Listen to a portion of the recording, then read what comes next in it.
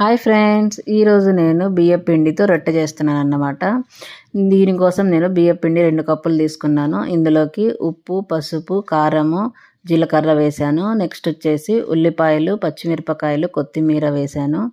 ఇంకా ఇవి వచ్చేసి పచ్చిపప్పు అన్నమాట. కొంచెం నానబెట్టేసుకొని 2 గంటలు ఇవి కూడా వేసుకోవాలి. టేస్ట్ చాలా బాగుంటుంది. ఇంకా కొంచెం కొంచెం వాటర్ వేసి మొత్తం ఇలాగా ముద్దలాగా కలిపేసుకోండి. నేను కొంచెం పైనుంచి చిల్లీ ఫ్లేక్స్ కూడా యాడ్ చేశాను అన్నమాట టేస్ట్ కోసము.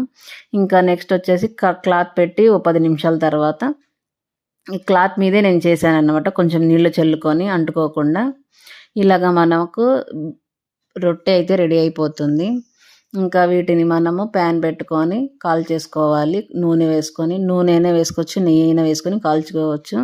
చాలా క్రిస్పీగా టేస్ట్ చాలా బాగుంటుంది. మీరు కూడా ఒకసారి ట్రై చేయండి.